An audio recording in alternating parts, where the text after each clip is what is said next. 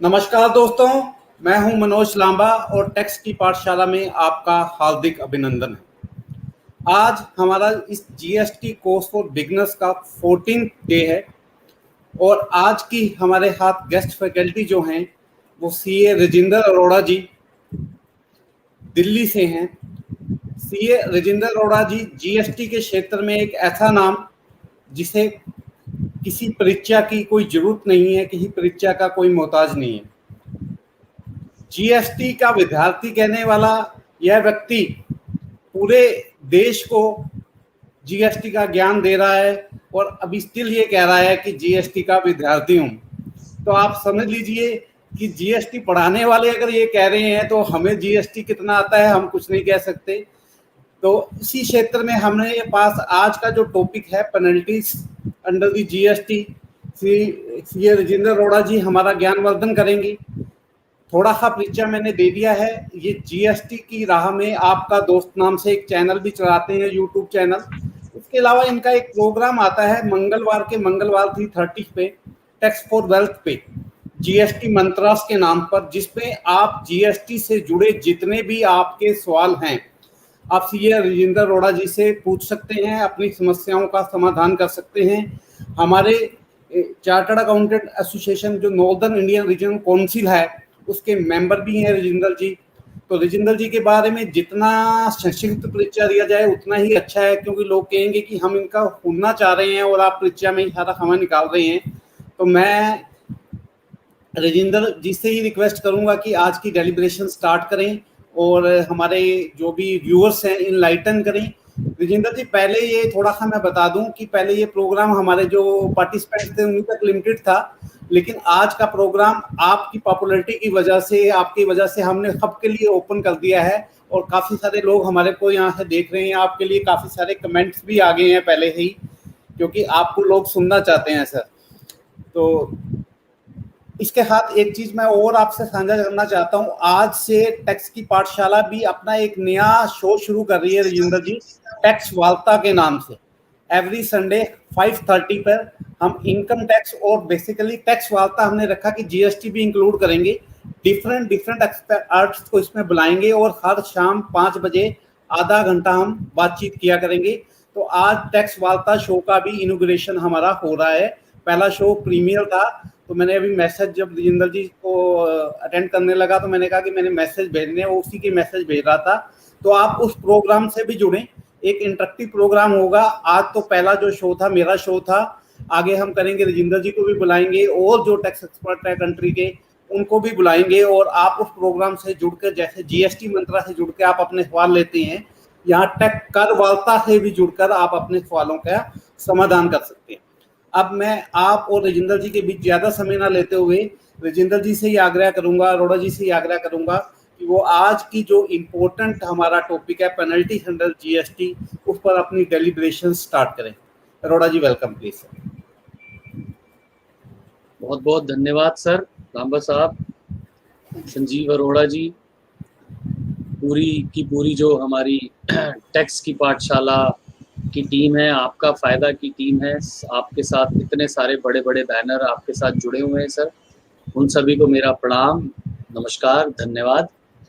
और मैं आपका बहुत बहुत आभारी हूँ सर कि आपने मुझे ये अवसर प्रदान किया कि मैं अपना जो भी छोटा समझ मेरे को इस सब्जेक्ट का है मैं आपके साथ शेयर कर सकूँ। सब्जेक्ट जो टॉपिक जो आज दिया गया वो ऑफेंसेस एंड पेनल्टीज हैं। ऑफेंसेस एंड पेनल्टीज, बहुत सारे मित्र मुझे नज़र आ रहे हैं हमारे,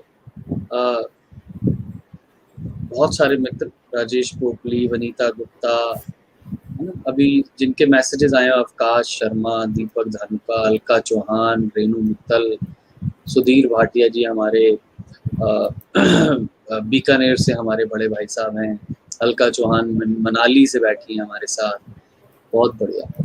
चलिए, बहुत बहुत धन्यवाद आप सभी का मित्रों कि आपने अपना कीमती समय संडे की शाम का निकाला और आप हमारे साथ जुड़े। ऑफेंसेस एंड पेनल्टीज़ की बात करनी है आज हमें। एक पीपीटी है, हम वो शेयर भी करेंगे आपके साथ अभी। सुनीशा चावला भी जुड़ गई हैं, आज संडे है इसलिए शायद सुनीशा जुड़ गई हैं। Sunisha is from one of the top organisations in the country, जिनको हम बिग 4 भी कहते हैं। तो she is a very good friend, she is an old friend. तो बहुत बहुत स्वागत है सुनीशा आपका। बहुत अच्छी बात है, सारे मित्र हमारे अपने हैं और बहुत अच्छा लगता है सबको देखकर। सबसे मिल नहीं पा रहे हैं because of this all these things, but कोई बात नहीं, सब बढ़िया होगा। सीमा ठाकुर जमशेदपुर से जुड़ गई हैं, बहुत बढ़िया, स्वागत है आपका। चलिए, जब हम ऑफेंसेस की बात करते हैं, पेनल्टीज की बात करते हैं, तो सबसे पहले जो है वो बात आती है, जब गुरु राखा जी जुड़ गए। गुरु राखा जी प्रणाम। मैं तो बस यही करता ना रह जाऊं भाई, हमारे मामा जी हैं गुरु राखा जी, जोगिंदर सिंह गुरु राखा। बहुत बहुत धन्यवाद सर। मैंने एक बात देखी है, आपके जितने प्रोग्राम मैंने अटेंड किए हैं, गुरु रखा जी को मैंने जरूर देखा वहाँ। हाँ सर, ये मेरे मामा जी हैं, रियल मामा जी हैं मेरे। तो ये नमस्कार सर, हमारा भी नमस्कार आपको। ये क्या है सर, ये बिजनेसमैन है और बहुत ही सीनियर बिजनेसमैन है, बहुत ही सीजन्ड, और he is a very big man also. लेकिन क्या है कि इनका पढ़ने लिखने का जो आइडिया रहता है शुरू से, बहुत गुरु ग्रंथ साहब इनको सारा बहुत रेगुलर पढ़ते हैं, सब कुछ है, और अर्थ भी समझते हैं। गुरु ग्रंथ साहब पढ़ना और उसका अर्थ समझना, मैं समझता हूँ दोनों अलग अलग बातें हैं। तो ये पढ़ने लिखने वाले व्यक्ति इसलिए हमेशा हमें ज्वाइन कर लेते हैं। हालांकि इनका जीएसटी कंसल्टेंट मैं ही हूँ, लेकिन मैं हमेशा मजाक करता हूँ, आप तुसी अन्ना पढ़ लोगे तो फिर मेरी की लोड रहेगी। कहते कोई गल नहीं बेटा। सो फ्रेंड्स, जब हम बात करते हैं पेनल्टीज की, तो सबसे पहले ऑफेंसेस का होना जरूरी है। जब हम बात करते हैं कि आपको ये आपने ये गलत काम किया है, तो अगर गलत काम किया है तो उसका डेटरेंट भी होना जरूरी है। देखिए, ये बेसिकली पनिशमेंट्स की बात हो रही है। मैं सीजीएसटी एक्ट के ऑफेंसेस और पेनल्टीज की बात करूंगा, लेकिन मित्रों, क्योंकि मैंने एकेडमिकली पढ़ाई में एलएलबी भी किया और बहुत ही सीए की तरह ही उसको बड़ा रिलीजियसली करने की कोशिश की, तो जब हमने पनिशमेंट्स पढ़ी, तो पनिशमेंट्स में जो ज्यूरिस्प्रूडेंस था, जो उसके पीछे उसका बैकग्राउंड था कि पनिशमेंट देना कानून में आवश्यक क्यों है, तो ये सब, जैसे कि अगर पनिशमेंट की हम बात करें तो कुछ डेटरेंट्स के लिए पनिशमेंट दी जाती है कि रुकावट हो, भविष्य में वो चीज़ दोबारा ना हो, और एक एग्जाम्पल सेट किया जाए कि अगर किसी ने कोई गलत काम किया है तो उसके लिए उसे बेसिकली परेशान होना पड़ेगा, और अगर वो गलत करेगा तो भविष्य में उसको दिक्कत होगी, और उससे एग्जाम्पल सेट किया जाएगा। मैं बात करूंगा सारे सेक्शंस की, डोंट वरी। मैं एक बैकग्राउंड बता रहा हूँ आपको, और क्योंकि मैं ज्यादातर लिटिगेशन का व्यक्ति हूँ, कंसल्टेंसी का व्यक्ति हूँ, तो जब भी अब जैसे 4 साल हो गए कानून को, और कानून जो है वो अब अपना डेवलपमेंट के ऊपर और आगे बढ़ रहा है। पुराने जो जुडिशियल प्रेसिडेंट्स हैं, जो ऑलरेडी मतलब बाइंडिंग प्रिंसिपल्स हैं हमारे पास पुराने कानून से, वो हमारे यहाँ इस बार भी इस कानून में भी लागू होते हैं। तो जो ओवरऑल मैं कहना ये चाहता हूँ मित्रों, कि ऑफेंसेस को समझना और उनकी पनिशमेंट्स को, मतलब पेनल्टीज को समझना, उसके लिए हमें ह्यूमन बिहेवियर से संबंधित कानून, जैसे कि code of civil procedure, code of criminal procedure, Indian penal code, इन सब बातों के बेसिक को भी 5-10 मिनट समझना चाहिए। मित्रों, पनिशमेंट का अर्थ जो होता है, आमतौर पे एक डेटरेंट के रूप में कार्य करता है, कि एक रुकावट के रूप में कार्य करता है, कि अगर कोई व्यक्ति गलत करेगा तो उसको सजा मिले, ताकि भविष्य में उस बात से लोग एग्जाम्पल्स लें, उस बात से एक बेंचमार्क इस्टेब्लिश हो, और जिससे कि लोग वो कार्य ना करें। आइडियली पनिशमेंट्स का जो ऑब्जेक्टिव होता है, जैसे कि अगर हम कोड ऑफ क्रिमिनल सीआरपीसी में बात करें, क्रिमिनल प्रोसीजर्स में बात करें, तो रिफॉर्मेटिव पनिशमेंट्स भी होती हैं, कि आपको रिफॉर्म करने के लिए पनिशमेंट दी जा रही है। जैसे कि अगर जोविनल क्राइम होता है तो जोविनल क्राइम, मैं बहुत ही सरल भाषा में आपके साथ ये सब बातें डिस्कस कर रहा हूँ। जो जोविनल क्राइम होता है उसमें जो भी क्रिमिनल, मतलब जो भी कन्विक्टेड होता है उससे, उसको जोविनल होम में भेजा जाता है ताकि वो जो मैं बात कर रहा हूँ minor crimes committed by minors, तो उनको रिफॉर्मेटिव पनिशमेंट दी जाती है ताकि भविष्य में वो एक अच्छे इंसान बनकर इस समाज में वापस शामिल होने के काबिल बने। सिमिलरली जब फिस्कल स्टैट्यूज की बात होती है, अगर आप क्रिमिनल प्रोसीजर को देखें तो पेनल्टी लगाना या पनिशमेंट देने के लिए सबसे बड़ी बात मैं बता रहा हूँ आपको, 19th सेंचुरी की बात बता रहा हूँ आपको, जब हमारा सिविल प्रोसीजर और क्रिमिनल प्रोसीजर डिजाइन हुआ। देखिए, आप try and appreciate that the entire process of imposing penalty should have a basis of opportunity of being heard. I cannot charge a penalty to anybody without giving him a chance to hear him out. It is a legal maxim, it is a legal judicial principle also, that nobody can be condemned without being heard, जब तक उसको सुनवाई का मौका नहीं दिया जाएगा। तो जब भी पनिशमेंट्स की बात होती है, या जिसको हम अपनी सरल भाषा में पेनल्टीज कहते हैं, सबसे जरूरी बात है कि उसके ऊपर आपको अपॉर्चुनिटी ऑफ बीइंग हर्ड दिया जाना चाहिए। जीएसटी में भी आप समझने की आप मेरी बात कोशिश कीजिएगा। हम आमतौर पे कहते हैं कि भाई पेनल्टी लगेगी, पेनल्टी लगेगी, बहुत अच्छी बात है। अगर आपने कोई ऑफेंस कमिट किया है तो वो पेनल्टी लगेगी ही लगेगी आप पर, जो भी प्रिस्क्राइब पेनल्टी है कानून के अंतर्गत। लेकिन मैं आपको ये बात बहुत ही मतलब बहुत ही ज्यादा कन्विक्शन के साथ, अपने दृढ़ निश्चय के साथ बताना चाहता हूँ कि कोई भी पेनल्टी लगाने के लिए show cause notice, opportunity of being heard अत्यंत आवश्यक है। तो पेनल्टी नहीं लगाई जा सकती जब तक कि आपको सुनवाई का अवसर प्रदान नहीं किया जाए। तो जब हम सिविल प्रोसीजर या क्रिमिनल प्रोसीजर में वापस आकर थोड़ा सा बताता हूं आपको, जब वहां पर हम बात करते हैं तो एक तो रिफॉर्मेटिव पेनल्टी होती है, पनिशमेंट होती है, उसको हम पनिशमेंट कहते हैं।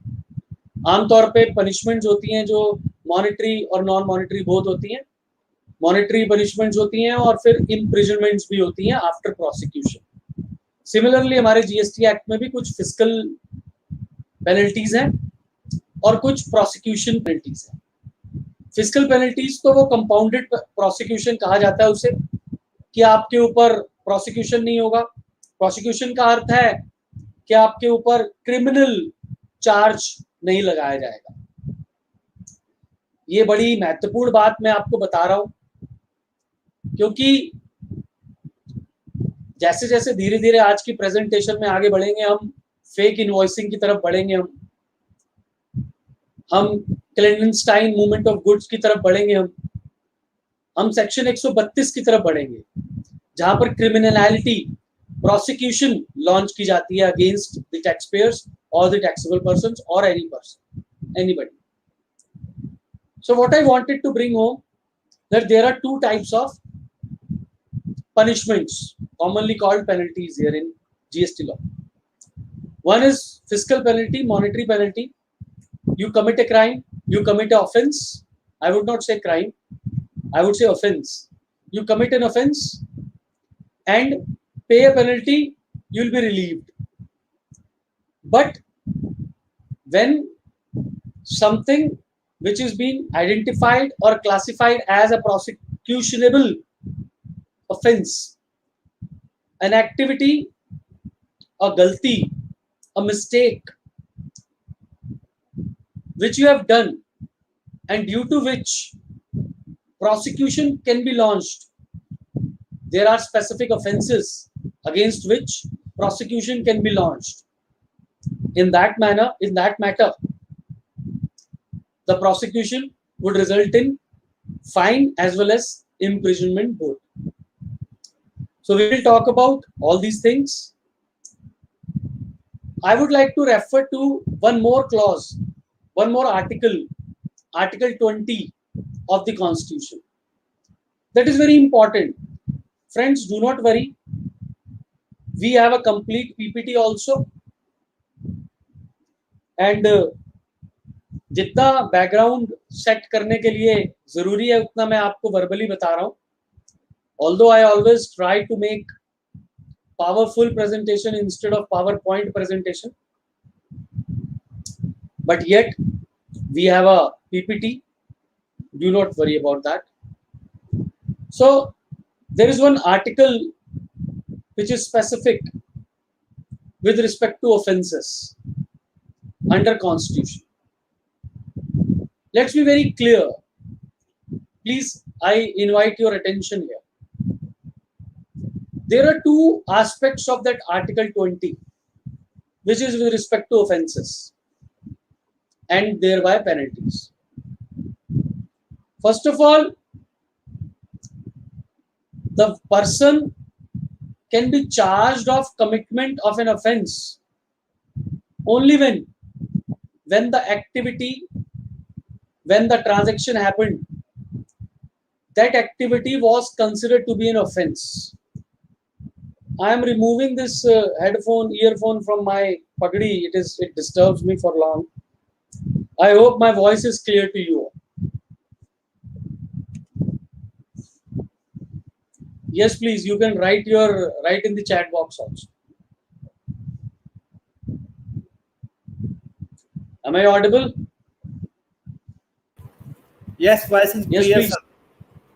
बिल्कुल clear, sir. Give me the thumb impression, Lamba sir. Thank you. Thank you, sir. Because I have put lead in the system and I have not kept it in my ear. In Pagdi, it disturbs me long. Ji BK Mathur sahab, welcome. So,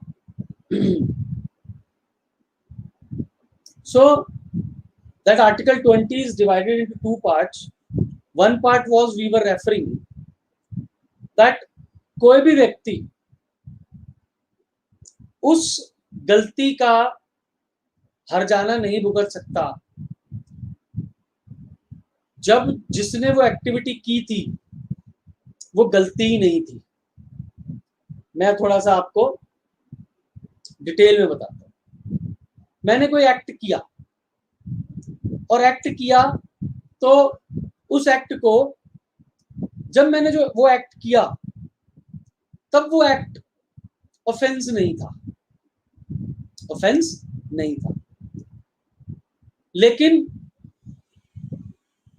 6 महीने बाद उस particular act को retrospectively offence treat कर लिया गया.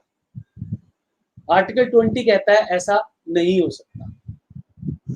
पहला part. दूसरा part, जितनी भी पेनल्टी प्रिस्क्राइब्ड है जब ऑफेंस कमिट हुआ उतनी ही पेनल्टी लगाई जा सकती. अगर आज ऑफेंस कमिट हुआ और आज जो पेनल्टी प्रिस्क्राइब्ड है कानून में, या आर्टिकल 20 ऑफ द कॉन्स्टिट्यूशन की बात कर रहा हूं मित्रों. आमतौर पे हमारे साथ यहाँ पर बहुत सारे हमारे एडवोकेट, हमारे ब्रदर्स हैं, वो जानते हैं इस बात को कि कॉन्स्टिट्यूशन जो है वो हमारा एक यूं कहें कि हमारा सोर्स डॉक्यूमेंट है, हमारी गंगोत्री है. तो अगर कोई चीज कॉन्स्टिट्यूशन में लिखी है तो वो उसी हिसाब से होगी, वरना वो अनकॉन्स्टिट्यूशनल हो जाएगी. और जैसी कोई चीज, कोई एक्टिविटी, कोई लॉ अनकॉन्स्टिट्यूशनल होता है, जैसे कि आर्टिकल 265 कहता है of the constitution that no tax can be imposed without the authority of law. तो अगर कानून में नहीं लिखा तो टैक्स नहीं लगाया जा सकता, कॉन्स्टिट्यूशन कहता है. तो इसी प्रकार से कॉन्स्टिट्यूशन ये कहता है कि अगर कोई ऑफेंस लिखा ही नहीं गया, पेनल्टी बताई ही नहीं गई किसी कानून में, उस समय वो पेनल्टी नहीं लगाई जा सकती. ठीक है. So this was the beginning. अब जब क्वेश्चन आता है ऑफेंस एंड पेनल्टी का, please be with me. First is offense, then is penalty. Penalty is the deterrent for committing an offense. Types of offense we have already told you. We will be talking about specific sections very soon by way of our PowerPoint. Now question arises, what is offense and what is penalty? Friends, CGST Act 2017 does not prescribe the meaning of offense and penalty. Let me give you one way of interpretation of statutes.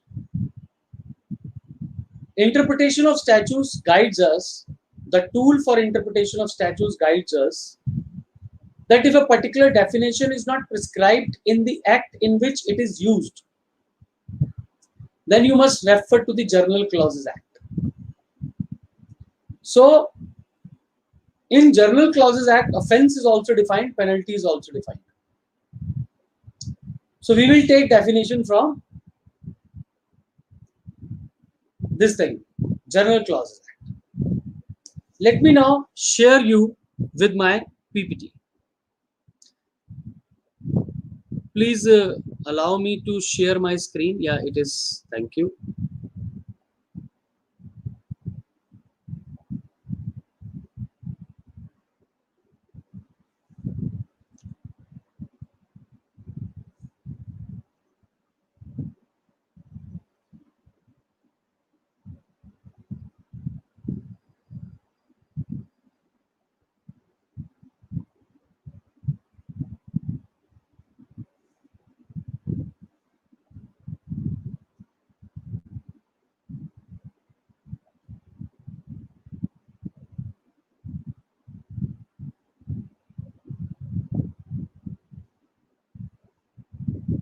Sir नजर आ रही PPT?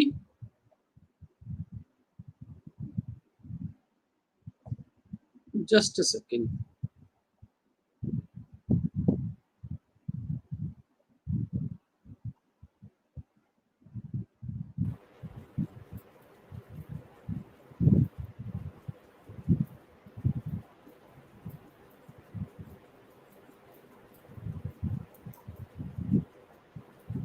अब नजर आ रही है जी? हाँ बिल्कुल आ रही है सर. आ रही है सर अरोड़ा जी, आ रही है.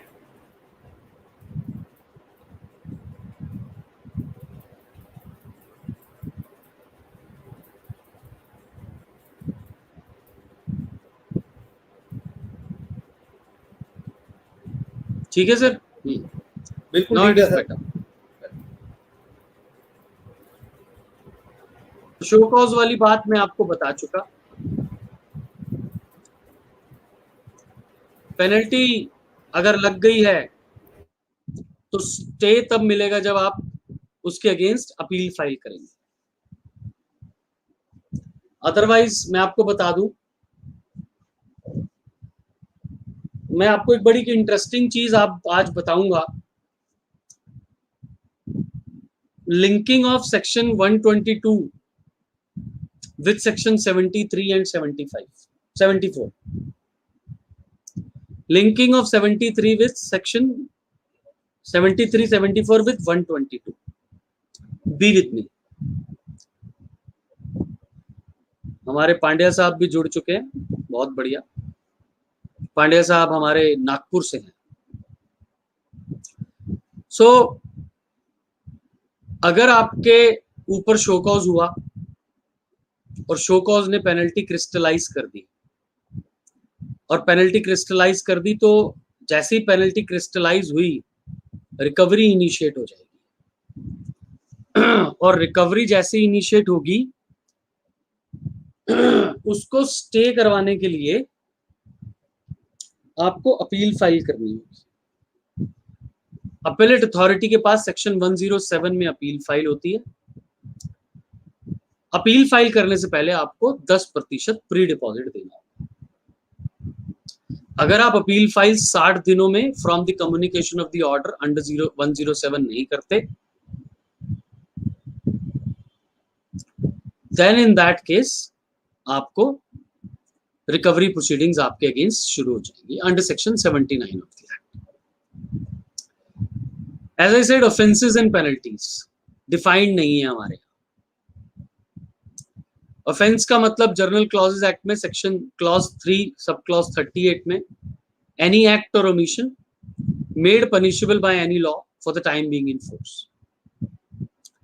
और पनिशमेंट जो पेनल्टी है, जनरल मीनिंग जो है वो है punitive measure that the law imposes for the performance of the act that is prescribed और for the failure to perform a required act.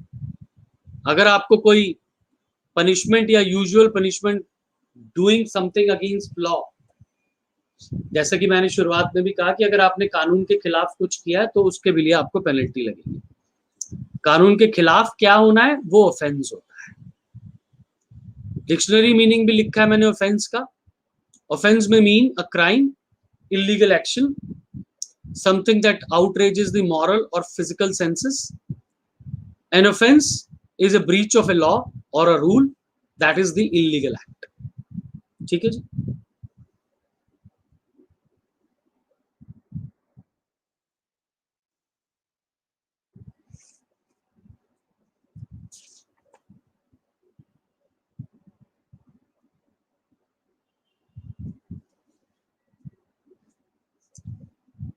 ठीक है जी। देन ये आर्टिकल 20 मैंने आपको बता दिया। रोहित जी क्या पूछ रहे हैं आप? 60 एंड अपील वाला? हाँ, yes, it would be 3 months 90 days 90 days। जी। सो ये आर्टिकल 20 भी मैंने आपको बता दिया। ये कुछ जजमेंट्स हैं उसके ऊपर।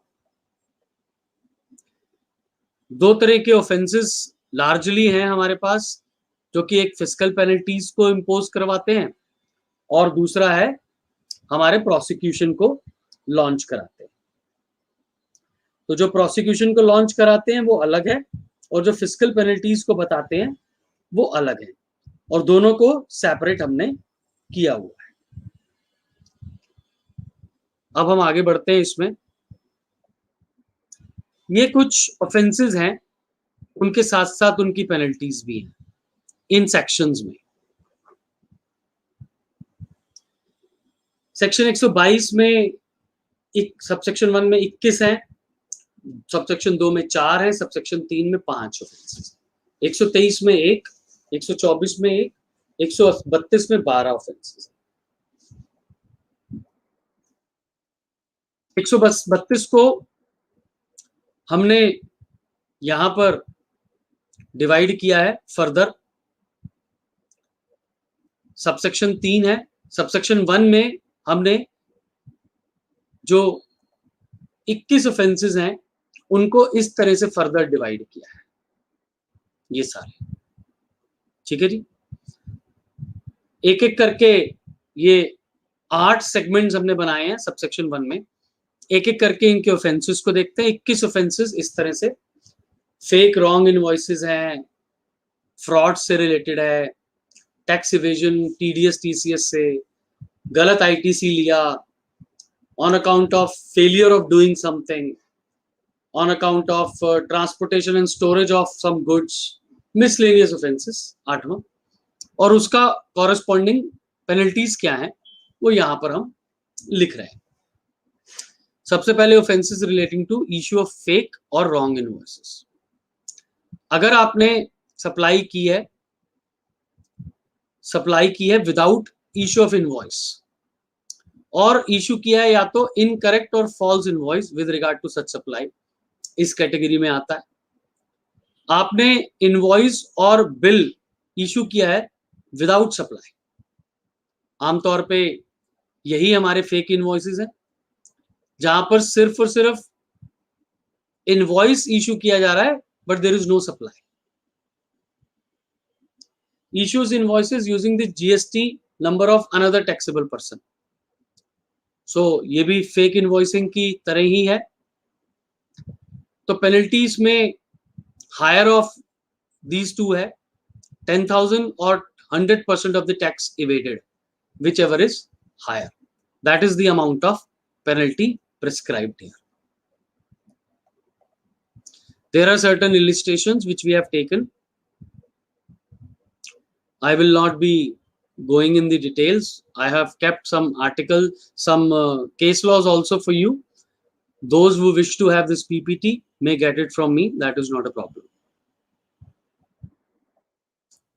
Then offenses involving fraud.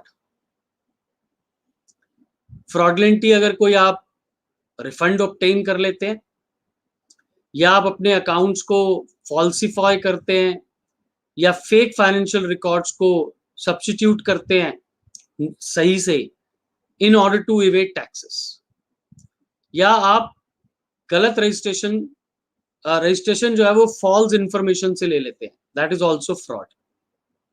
So the 10,000 or 100% of the tax evaded, whichever is higher involved, should be charged as the penalty. These are the offenses and this is the penalty prescribed. Very simple. This judgment is of Govind Agarwal versus State of UP. It is with respect to GST only. So fake invoicing का ही case है. Fake invoicing पे आप जानते हैं कि बहुत सारी बहुत बड़ी प्रॉब्लम है कंट्री में इस समय, और बहुत सारे जो अरेस्ट भी हुए हैं इसके लिए, और बहुत सारे जो हैं बेल्स बहुत मुश्किल से मिलते हैं इसमें. टैक्स इवेजन से रिलेटेड ये 3 ऑफेंसेस हमने क्लब किए. अगर आपने टैक्स कलेक्ट कर लिया और बिना टैक्स कलेक्ट करके 3 महीने तक पे नहीं किया, अगर आपने non payment of collected tax within 3 months, non-payment of tax collected in contravention of the provisions of this act. Tax rate was 12%, you collected 18%. So this is in contravention of the provision and you have not paid it beyond 3 months. Or you have suppressed your turnover to evade payment of taxes. आपकी supply 100 थी, आपने clandestine movement of goods किया, without payment of tax goods move किए and you supplied without, just to evade taxes. So in that case also the 10,000 rupees or 100% of the tax evaded, whichever is higher, is going to be the penalty under this particular segment also. TDS TCS से संबंधित अगर non compliance आपने किया, अगर section 51 में आपने tax नहीं काटा, TDS काटने का प्रोविजन है सेक्शन 51 में, हम सब जानते हैं. गवर्नमेंट डिडक्टीज को, बैंक्स को, गवर्नमेंट ऑर्गेनाइजेशंस को इसकी कंपल्शन है. तो अगर हमने नहीं काटा या लोअर रेट पे काटा और या काट कर डिपॉजिट नहीं किया, similarly in case of tax collected at source with respect to इको है, ई कॉमर्स ऑपरेटर्स, हमने काटा नहीं या लोअर कलेक्शन किया, काटा इन द सेंस कलेक्ट किया, लोअर कलेक्ट किया या कलेक्ट करके जमा नहीं कराया, उस केस में again 10,000 of 100% of the tax evaded. Just an example illustration for the same section 51 or 52 का example. Then it is offenses with respect to ITC, availing, utilizing. I am not going into details of availment or utilization, the difference between the two, without actually receipt of goods or services. First segment में हमने देखा कि हमने fake invoices issue किए, लेकिन उन fake invoices का अगर किसी ने क्रेडिट लिया है, आईटीसी लिया है, तो उसके ऊपर भी मित्रों यहां पर पेनल्टी है. और वो पेनल्टी क्या है? और takes or distributes ITC in contravention of section 20. Section 20 is with respect to input service distributor. अगर आपने जो ITC ISD ने दिया उससे ज्यादा लिया या उससे ज्यादा डिस्ट्रीब्यूट किया, तो आपके ऊपर पेनल्टी इस पर्टिकुलर क्लॉज में यहां लगेगी, हायर ऑफ 10,000 और 100% ऑफ द टैक्स इवेटेड। अगर आपने 1 लाख रुपए का आईटीसी लिया है तो पेनल्टी आपके ऊपर 1 लाख रुपए तक की, 1 लाख रुपए की, इनफैक्ट तक की नहीं, 1 लाख रुपए की पेनल्टी लगेगी। Then failure to do some act, जैसे कि आपको रजिस्ट्रेशन लेना था, नहीं लिया, आपको बुक्स ऑफ अकाउंट्स वगैरह मेंटेन करनी थी, नहीं की। यहां पर संभव है कि टैक्स इवेजन ना आए, हायर अमाउंट 10,000 बन जाए तो 10,000 ही लगे। यहां पर भी संभव है कि यहां तो नहीं, खैर यहां पर भी संभव है कि नॉन डिपॉजिट में कोई नॉन टैक्स इवेजन की बात ना आए और 10,000 रुपए की पेनल्टी केवल लग जाए। अपने बुक्स ऑफ अकाउंट रखने थे, मेंटेन करने थे रजिस्टर्ड प्लेस पे, एवरी अदर एडिशनल प्लेस पे नहीं रखे, 10,000 रुपए की पेनल्टी लग जाए। आपको इंफॉर्मेशन देनी थी किसी भी प्रोसीडिंग्स में, यहां पर सेक्शन 70 में सम्मन किया, डॉक्यूमेंट मांगने थे, शो कॉज नोटिस आया, कोई और चिट्ठी पत्र डिपार्टमेंट की तरफ से, इंस्पेक्शन हुआ, कोई भी प्रोसीडिंग में कागज मांगे गए, डॉक्यूमेंट्स मांगे गए, इंफॉर्मेशन मांगी गई, नहीं दिया। टैक्स इवेजन की बात नहीं आएगी, but 10,000 rupees shall be the higher one, the penalty. The next category, transportation and storage of goods. अगर आप कोई भी गुड्स ट्रांसपोर्ट करते हो, you are a transporter, without the cover of the documents, मतलब आपके पास इनवॉइस नहीं है as per section 31, red with rule 46, या फिर आपके पास ई वे बिल भी नहीं है section 68, read with rule 138, then you will fall in this category. यहां पर टैक्स इवेजन कैलकुलेट हो जाएगा आपका, ध्यान रखिएगा, बिकॉज यहां पर आप गुड्स ट्रांसपोर्ट कर रहे हैं विदाउट द प्रॉपर कवर।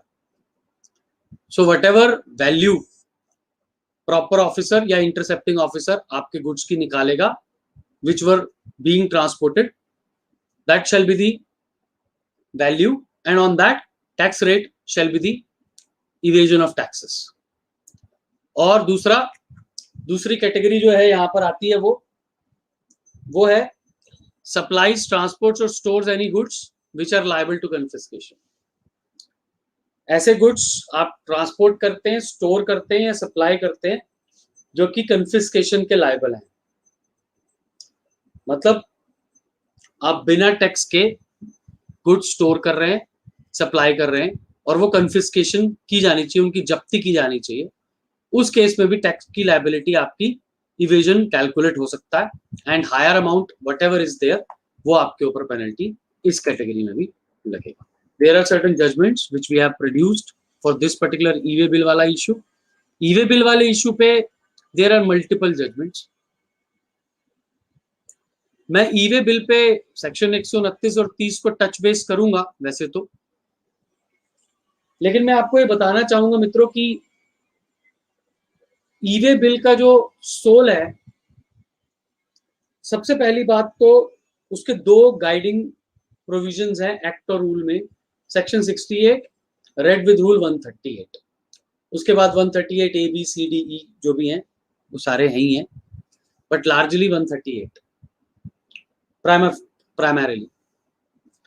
तो अगर आप गुड्स की मूवमेंट करते हैं और गुड्स की मूवमेंट के दौरान आपके पास रूल 138 के हिसाब से ई वे बिल है, प्रॉपर डॉक्यूमेंट है सेक्शन 68 के अनुसार, या तो डिलीवरी चलान होगा या इनवॉइस होगा, ठीक है जी, इन दोनों डॉक्यूमेंट्स में से कोई तो एक होगा, वो है, and there is no intent to evade taxes.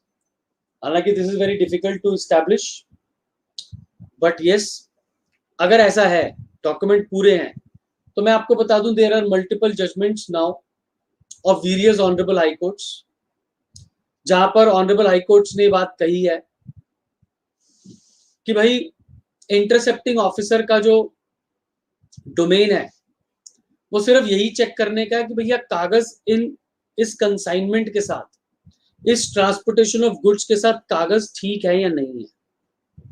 कागज मतलब डिलीवरी चलान, इनवॉइस और ई वे बिल प्रॉपर है या नहीं, टाइमली जनरेट हुआ, इनवॉइस प्रॉपर बना हुआ है, इनवॉइस की सारी इंफॉर्मेशन ई वे बिल के साथ मैच कर रही है या नहीं कर रही है, ई वे बिल वैलिड है, ई वे बिल की जितनी भी और फर्दर फॉर्मेलिटीज हैं वो हैं या नहीं है, वो सब चेक करना बेसिकली जो है, that is the role and right of the intercepting officer. Intercepting officer cannot go beyond that. Now, if intercepting officer finds, listen to me carefully, I am going to ask you a question. Intercepting officer finds that the value of goods which are mentioned on the invoice is less than the actual value of goods being transported. Can he do anything into it if invoice is proper, e-way bill is proper? It is the question of valuation. Can he do anything? Yes or no? Yes or no?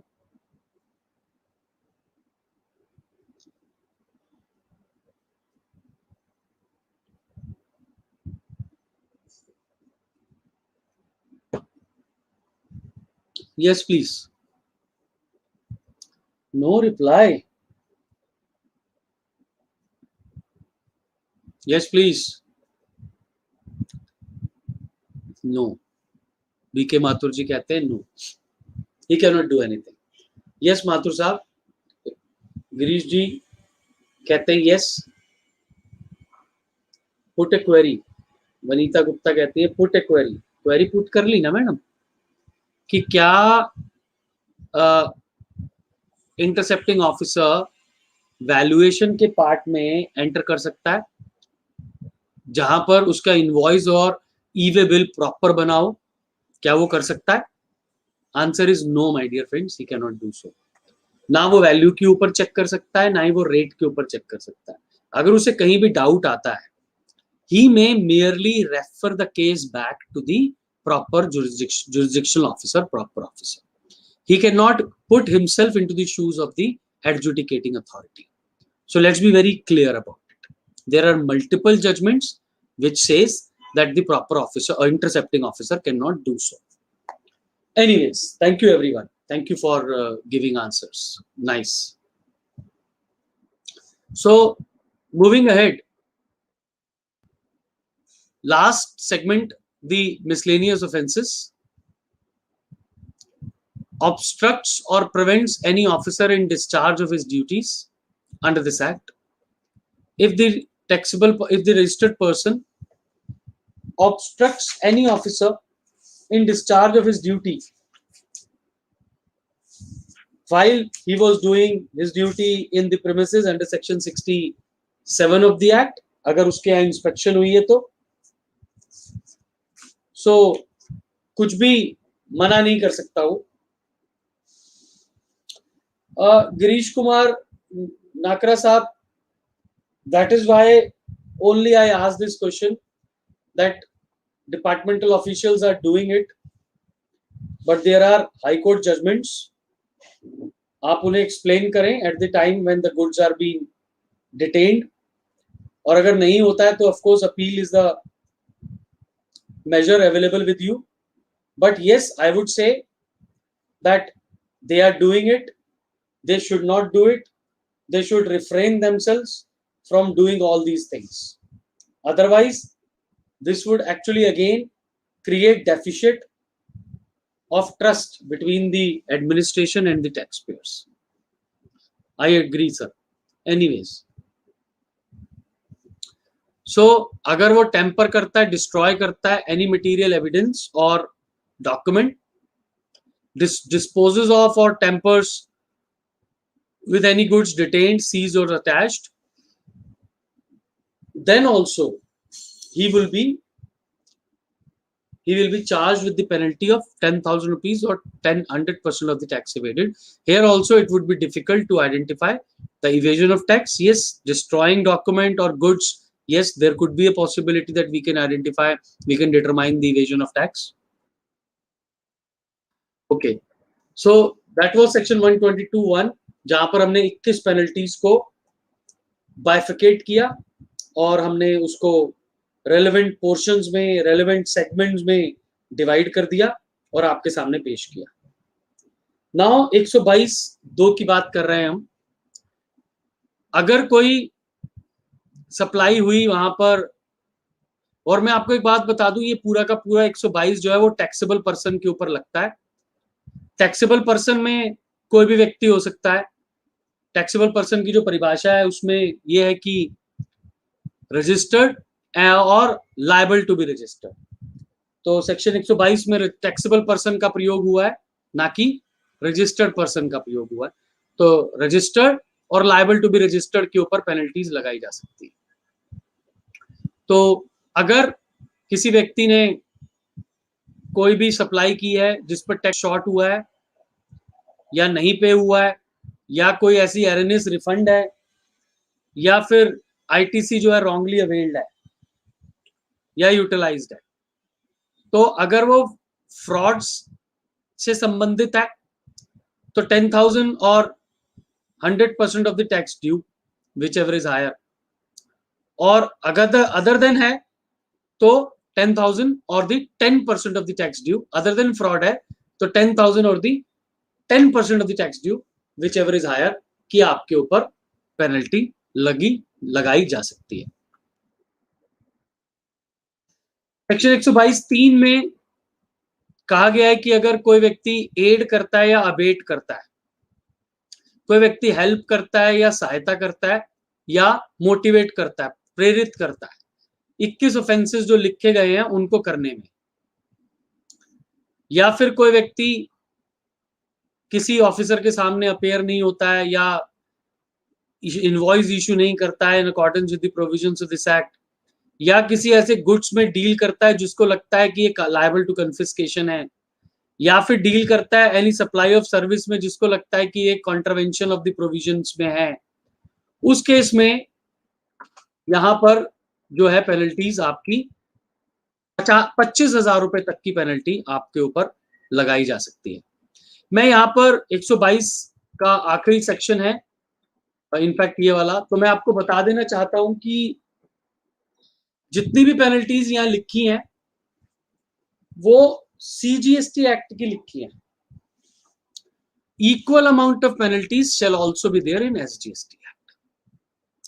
तो अगर यहाँ पर 25,000 लिखा है, may extend to, तो on the discretion of the proper officer और the adjudicating officer adjudicating authority, ये 25,000 रुपए या उससे कम हो सकता है, और अगर C में 25 है तो S में भी 25 होगा, तो टोटल मैक्सिमम क्या हो सकता है, 50,000 रुपए। There are certain judgments which we have taken. Section 123 की जो हमारी पेनल्टी है, अगर हमने सेक्शन 150 में कोई बेसिकली इंफॉर्मेशन रिटर्न सेक्शन 150 में सबमिट करनी होती है कुछ स्पेसिफाइड टैक्स पेयर्स को, अगर वो नहीं की है तो उसकी पेनल्टी है, बहुत ज्यादा रेलेवेंट नहीं है, but we have already return it. Section 47 की जो लेट फी है वो कहीं ना कहीं इस सेक्शन 123 से लिंक्ड है, तो यहां पर हमने उसको प्रोड्यूस कर दिया आपके लिए।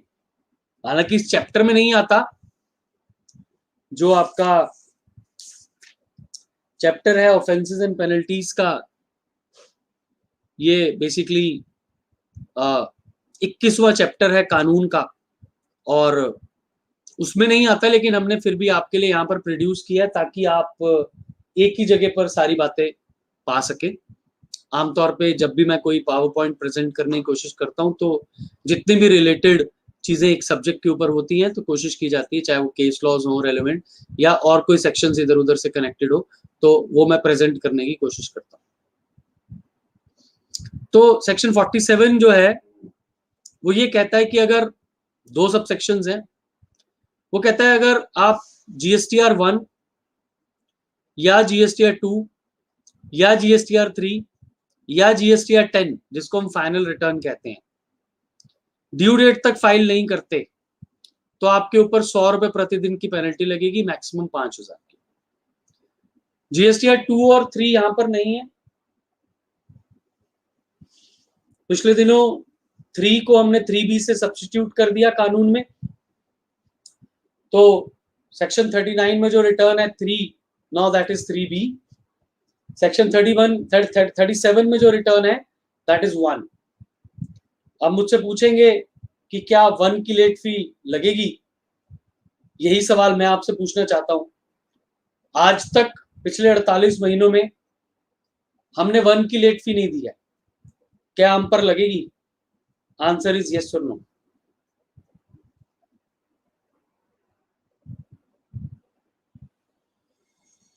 बताइए जी।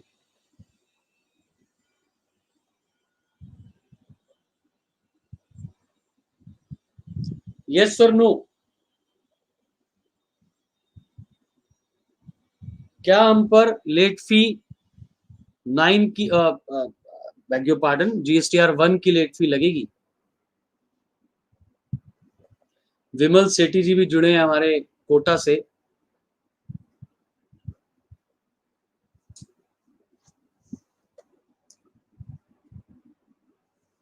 कभी भी लग सकती है, यस, वेन एवर आस्क्ड। देखिए जी 1 की पेनल्टी जो है, लेट फी, पेनल्टी नहीं कहूंगा, सेक्शन 47 में जो लेट फी है वो प्रिस्क्राइब्ड है और कभी वेव्ड भी नहीं है। तो जब वेव्ड नहीं है तो वो कभी भी आपके ऊपर चार्ज हो सकती है। अभी सिस्टम चार्ज नहीं कर रहा इसलिए कोई समस्या नहीं है, लेकिन कभी भी चार्ज हो सकती है। तो लग सकती है जी, बिल्कुल लग सकती है। सीमा ठाकुर जी कहती हैं जब भी डिपार्टमेंट को याद आएगा तब भी लगेगी। बिल्कुल ठीक है मैडम। हालांकि हम बहुत दबे स्वरों में बात करते हैं, डिपार्टमेंट को याद दिलाने की कोशिश नहीं करते हैं। आज तो वैसे ही मैं थोड़े दबे स्वरों में बात कर रहा हूँ।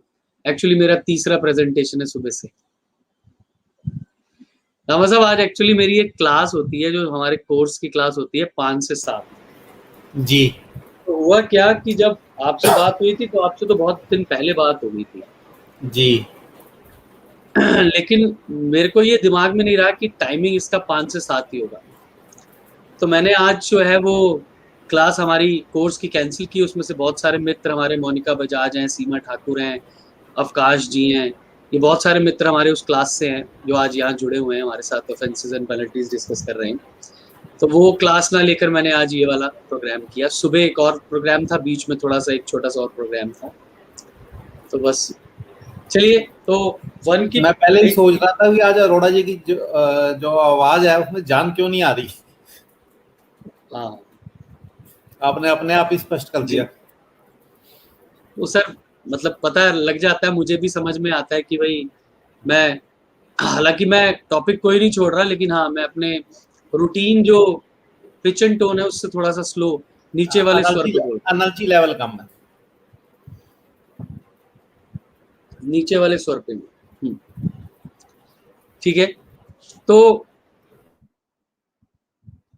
धन्यवाद संजीव जी, आपका फायदा।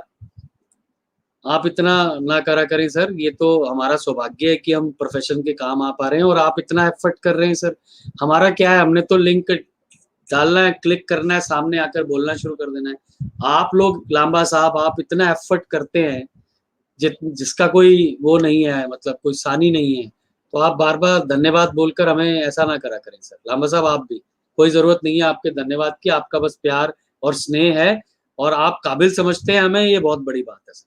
बहुत बहुत आपका धन्यवाद सर। सो अब जैसे कि यहाँ पर हम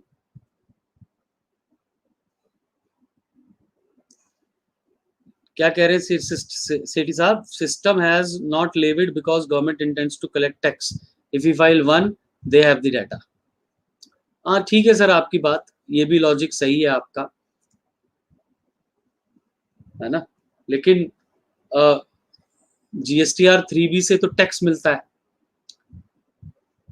एक्चुअली क्या है कि मैं आपको बताता हूँ, द रियल रीजन इज कि GSTR 1 के ऊपर लेट फी कलेक्ट करने का मैकेनिज्म नहीं है इनके पास।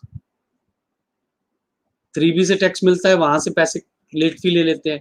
1 फाइल करते हुए कहाँ से दिखाएं, कैसे पेमेंट कराएं, मैकेनिज्म नहीं है, इसलिए वो आपसे ले नहीं रहे हैं। बट मुझे नहीं लगता कि अब वो लेंगे। This is my personal view.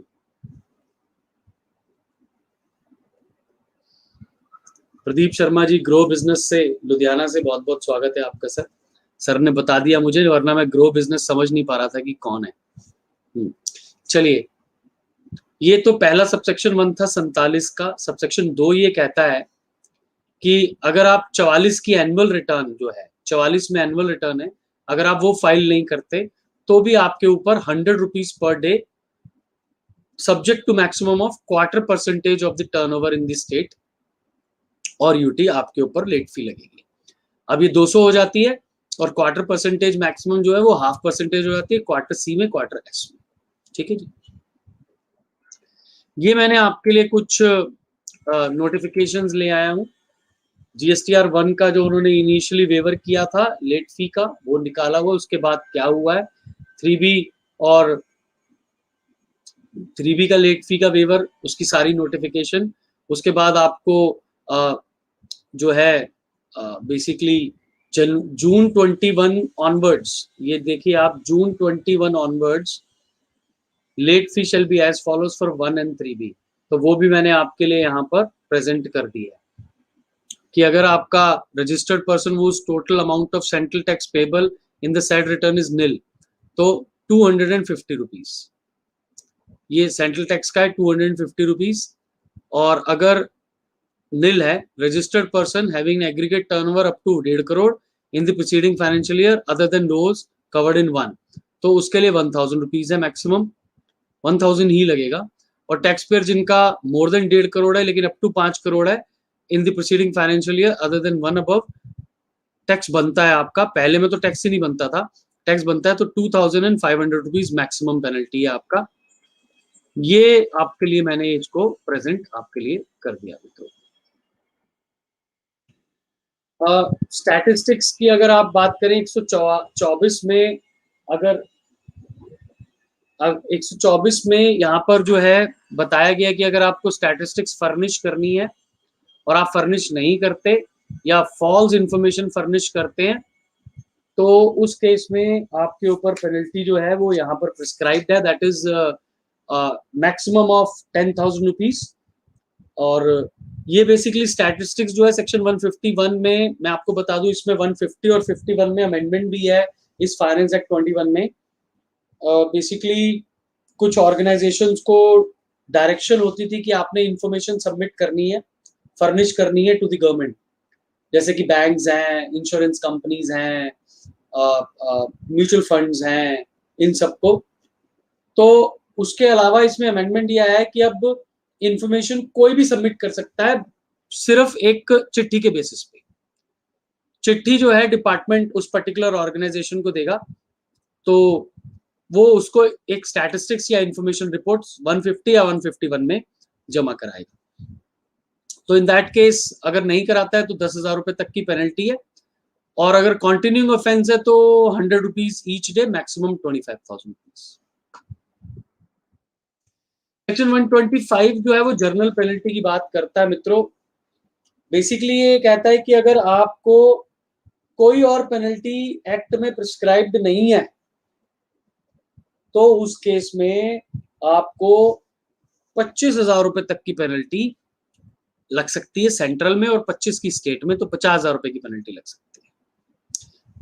जैसे कि एक छोटा सा ऑफेंस है, मान लीजिए आपको बताया गया कि आपको अपना जो है GSTIN और अलॉन्ग विद योर नेम आपको अपने प्रोमिनेंट प्लेस पे जो है शो केस करना है, वो नहीं करते तो जर्नल पेनल्टी में सेक्शन 125 में आपको 50,000 रुपए तक की पेनल्टी लगाई जा सकती है। Just an example.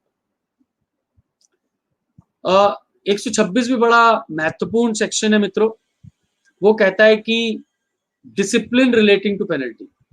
पहली बार हमने देखा कि कोई डिसिप्लिन जो हैं वो प्रिस्क्राइब किए गए हैं in the act itself with respect to imposition of penalty, which is very very good sign. I would appreciate it. This is personally good gesture by the lawmakers. उन्होंने कहा कि भाई माइनर ब्रीचेस के लिए कोई पेनल्टी नहीं लगाई जाएगी, माइनर ब्रीचेस कौन से हैं? जहां पर टैक्स इन्वॉल्व जो है वो लेस देन 5,000 रुपीज होगा, उसके लिए कोई भी पेनल्टी नहीं लगाई जाएगी।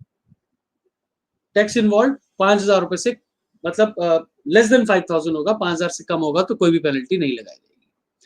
या फिर माइनर ब्रीच में एक और बात आती है कि अगर error apparent on the face of the record होगा तो भी यहां पर उसको माइनर ब्रीच में ही कवर किया जाएगा और पेनल्टी नहीं लगाई जाएगी।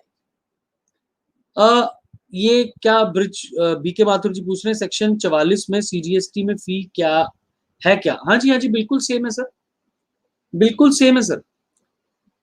44 में जो 47(2) है उसमें लिखा है 44 में अगर रिटर्न फाइल नहीं की तो आपको 100 रुपए प्रतिदिन लगेगा, मैक्सिमम 0.25 लगेगा। तो सी में लगेगा 100, एस में लगेगा 100, सी में 0.25 मैक्सिमम, एस में 0.25 हो गया और 200 रुपए हो गया। बिल्कुल ठीक है sir. Things should be considered prior to levy of penalty.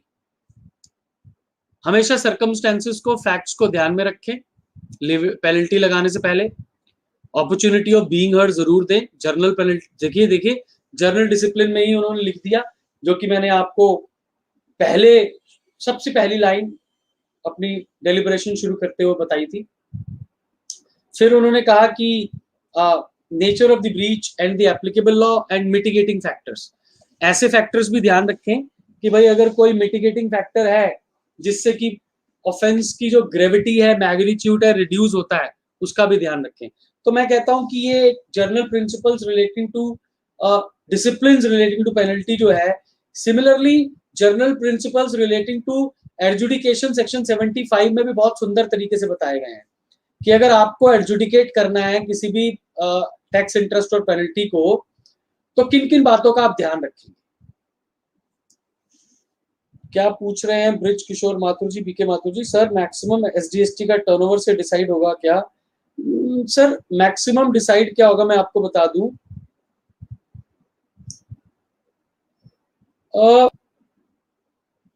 अगर मान लीजिए आपका 10 करोड़ रुपए का धंधा है, turnover in the state, aggregate turnover और टर्नओवर इन द स्टेट दोनों की डेफिनेशन माथुर साहब अलग है और मैंने आपको बताई हुई है। एग्रीगेट टर्नओवर और turnover in the state almost similar, लेकिन टर्नओवर इन द स्टेट की बात होती है। टर्नओवर इन द स्टेट मान लीजिए आपका 10 करोड़ रुपए है तो उसका 0.5% जो है आपके ऊपर मैक्सिमम पेनल्टी लगाई जा सकती है। As simple as that. Sanjeev ji क्या कह रहे हैं? सर राजेंद्र अरोड़ा जी, अगर आपकी बात जीएसटी मानकर जुलाई 17 से मई 21 तक की जीएसटी R1 लेट फी माफ कर दे तो आप सोच भी नहीं सकते भारतवर्ष के टैक्स कितनी। सर देखिए सर, मैं आपको एक बात को एश्योर करता हूँ अरोड़ा साहब कि जीएसटी R1 की आपके ऊपर लेट फी नहीं लगेगी। अगर लगती है तो ये होगा नरसंहार, जो कि कानून के किसी भी मंदिर में, मतलब कोर्ट ऑफ लॉ में कहीं भी स्टे नहीं कर पाएगा। तो इसलिए सरकार, मेरी छोटी सोच के हिसाब से सरकार इतना बड़ा जो है डिसीजन नहीं लेगी कि अब जीएसटी R1 की लेट फी लगाई जाए। तो वो जो आप बिल्कुल सर, आप वैसे भी मुझे दुआएं देते रहा करें सर, और वैसे भी अपना प्यार, स्नेह, आशीर्वाद देते रहा करें। और मैं तो सर देखिए, मैं सर कोशिश ये करता हूं कि जहां पर भी जो जरूरी है वो बोला जाए। अगर डिपार्टमेंट के लिए बोलना है तो मैं डिपार्टमेंट के लिए बोलता हूं सर, अगर प्रोफेशनल्स के लिए बोलना है तो मैं प्रोफेशनल्स के लिए बोलता हूं, टैक्स पेयर्स के लिए बोलना है तो मैं टैक्स पेयर्स के लिए बोलता हूं। मैं कोशिश करता हूं सर कि जहां भी जो चीज सही हो सकती है, जहां भी जो चीज इंप्रूव हो सकती है, उसके लिए बोला जाए, ताकि सब लोग मिलकर इंप्रूवमेंट करें। हम लोग किसी को क्रिटिसाइज या किसी को टारगेट करने की तो कोई वो हमारा कोई इच्छा ही नहीं है सर, उस चीज में हमारी कोई जरूरत ही नहीं है। हम लोग प्रोफेशनल्स हैं। मैं आपको एक किस्सा सुनाता हूँ सर। मैं अर्थशास्त्र का विद्यार्थी रहा हूँ, बड़ा ही एक कर्मठ विद्यार्थी रहा हूँ। अर्थशास्त्र मेरा फेवरेट सब्जेक्ट रहा है शुरू से। मैंने 1996 में 12वीं पास की थी और 1997 में मैं अर्थशास्त्र का जो है ना ट्यूशन पढ़ाना शुरू कर दिया था 12वीं क्लास को। मैंने, मेरा बहुत ही ज्यादा रोचक, मेरा सबसे ज्यादा रुचि मेरी अर्थशास्त्र में रही है। एमकॉम तक मैंने अर्थशास्त्र पढ़ाया सर। तो मैं वहां देखता था कि दो तरीके की इकोनॉमिक्स होती है सर। हम लोग नॉर्मली इकोनॉमिक्स को बेसिक, हम एडम स्मिथ जो फादर ऑफ इकोनॉमिक्स कहा जाता है, एल्फ्रेड मार्शल, लियोनेल रॉबिन्स, बहुत सारे ऑथर्स को सर मैंने sir Alfred Marshall, Adam Smith और लियोनार्डो रॉबिन्स की जो इंडिविजुअल किताबें अर्थशास्त्र के ऊपर सर वो पढ़ी ड्यूरिंग माय चार्टर्ड अकाउंटेंसी। तो सर मैं आपको बताऊं कि एक पॉजिटिव इकोनॉमिक्स होती है, एक नॉर्मेटिव इकोनॉमिक्स होती है। पॉजिटिव इकोनॉमिक्स ये कहती है स्टडी व्हाट इज, जो है उसको आप पढ़ें, उसका रिसर्च करें, अध्ययन करें। और अर्थशास्त्र की परिभाषा जो है, जो हमारे एडम स्मिथ जी ने दी थी, फादर ऑफ इकोनॉमिक्स, जो पिता हैं इस अर्थशास्त्र के, उन्होंने कहा economics is the study of human behaviour. Economics is the study of human behaviour. और इसके कुछ अदर थिंग्स बी इक्वल की बात करते हैं ना हम, तो other things be equal is also a theory propounded। और इसके कुछ हम बेसिक इकोनॉमिक एग्जम्पशंस की जब हम बात करते हैं तो उसमें सबसे पहले हम रैशनैलिटी की बात करते हैं। अर्थशास्त्र जो है इरैशनल व्यक्तियों की स्टडी नहीं करता है। अर्थशास्त्र जो है केवल रैशनल व्यक्तियों की स्टडी करता है। और रैशनैलिटी का अर्थ होता है, rationality is the state of mind. अब मैं क्या है कि ये मेरा जो है मेरा different segment of the my mind है। जब ये शिफ्ट यहाँ होता है तो मैं बहुत ही ज्यादा जो है एक्साइटमेंट में आ जाता हूँ और मेरी आवाज की एक्चुअली पिच एंड टोन अपने आप बदल जाती है। तो जब हम बात करते हैं रैशनैलिटी की, तो rationality is the state of mind in which one person can think of his own welfare. That is the state of mind, that is called rationality. जहां मुझे मेरा भला और बुरा पता हो, और जो रैशनल व्यक्ति होगा अर्थशास्त्र केवल उसी का अध्ययन करेगा। चलिए, पॉजिटिव इकोनॉमिक्स अध्ययन होती है जो है, जो भी एक्टिविटी हो रही है अर्थव्यवस्था में, उसका अध्ययन पॉजिटिव इकोनॉमिक्स। नॉर्मेटिव इकोनॉमिक्स होती है what ought to be. What ought to be, क्या होना चाहिए अर्थव्यवस्था में। मैंने स्टडी किया कि क्या है, फिर मैंने स्टडी किया कि क्या होना चाहिए अर्थव्यवस्था में। माफ कीजिए मित्रों, मैं आप सबको बताना चाहता हूं आज इस इतने बढ़िया प्लेटफॉर्म के माध्यम से कि हम प्रोफेशनल्स की जिम्मेदारी है नॉर्मेटिव इकोनॉमिक्स की। हम प्रोफेशनल्स को केवल वो नहीं करना है जो है, उसका अध्ययन करके उसका कार्यपालन नहीं करवाना है जो है। हम प्रोफेशनल, हालांकि मैं बता दूं, जो ट्रू इकोनॉमिक्स है ना जी, वो है पॉजिटिव इकोनॉमिक्स। आमतौर पे जब न्यूट्रलिटी बिटवीन एंड्स की बात करते हैं, ये बड़ा मतलब इंचेंटिंग सब्जेक्ट है अर्थशास्त्र अपने आप में, बड़ा इंचेंटिंग, बड़ा ही फैसिनेटिंग सब्जेक्ट है। स्पेशली मेरा सब्जेक्ट जो है वो, हालांकि माइक्रो मैक्रो दोनों ही मैं बहुत रुचि लेकर पढ़ता था, लेकिन मैं मैक्रो इकोनॉमिक्स की तरफ बहुत ज्यादा मेरा रुझान है। मैं जब determination of national income, various methods, production, consumption and investment, the cyclic flow, everything. Sir, as a professional, my responsibility is to actually comment upon what should be the law. It is not my only responsibility that abide by what is the law, comply what is the law, but I should always stand tall with deep, firm voice to say what should be the law also. So what should be the procedure also. So professionals should stand up and actually should start saying what should be the law. Anyways, sir PPT आपको मिल जाएगी ढल साहब, कोई दिक्कत नहीं है। आप मेरे साथ कनेक्ट हो सकते हैं या हमारे लांबा साहब के साथ, अरोड़ा साहब के साथ, किसी के साथ, संजीव अरोड़ा जी, किसी के साथ भी कनेक्ट हो सकते हैं। पीपीटी की कोई ऐसी समस्या नहीं है, ये ऐसी कोई भी चीज नहीं है। हमने एक जजमेंट सुना सुप्रीम कोर्ट का कॉपीराइट के ऊपर, anything whatever is under the sun, anything which is whatever under the sun can never be new, and if it is nothing new, then whose copyright or trademark can be first assigned to a particular thing? It is very difficult. ये infringement की situation है, तो यही यहाँ पर भी ये जो सारा एक्ट है, ये सारा एक्ट वहीं से प्रोड्यूस है। हालांकि हाँ, of course it has been made some efforts, लेकिन आपको ये पीपीटी मिल जाएगी, that is nothing to worry sir. Pandey साहब, आपका हमेशा सवाल मुश्किल ही होते हैं, पांडे साहब कह रहे हैं 200 रुपए per day applicable to 9C also please confirm और 50,000 मैक्स।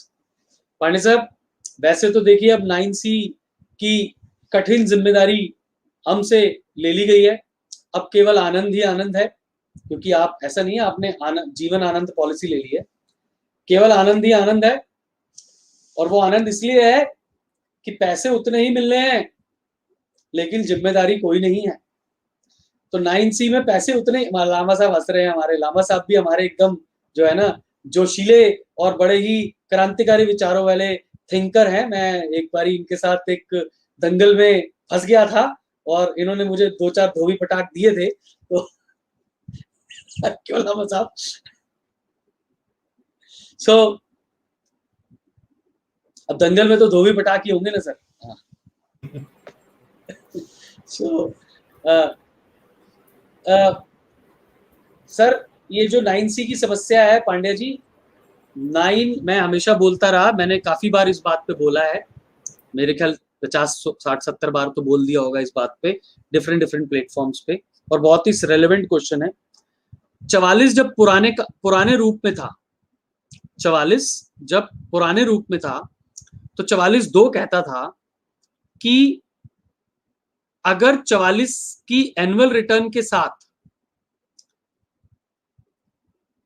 35(5) के ऑडिट के कारण रिकंसिलेशन स्टेटमेंट भी लगानी है। ध्यान से सुनिए, एनुअल रिटर्न तो कंपलसरी सबके लिए, लेकिन अगर 5 करोड़ से ऊपर का आपका एग्रीगेट टर्नओवर होता था तो आपको 9C भी लगाना होता था। तो 9 के साथ 9C लगता है सर। 9C अपने आप में कोई भी कंप्लायंस नहीं है। 9C is a compliance which is part of compliance called 9. 9C is not an independent compliance, my dear friends. So that is why the late fee shall only be levied for 9. But yes, unless if 9C is required to be annexed along with the 9 and it is not, then it shall not be considered to be filed. It shall not be considered to be complied. So that is why please understand, penalty late fee जो है, late fee penalty नहीं, late fee 200 रुपया 9 की ही है। 50,000 जो आप पूछ रहे हैं सर वो पेनल्टी है। ऑडिट ना कराने की पेनल्टी लग सकती है क्योंकि कहीं और प्रिस्क्राइब्ड नहीं है, वो 125 में आपके ऊपर 50,000 की लग सकती है।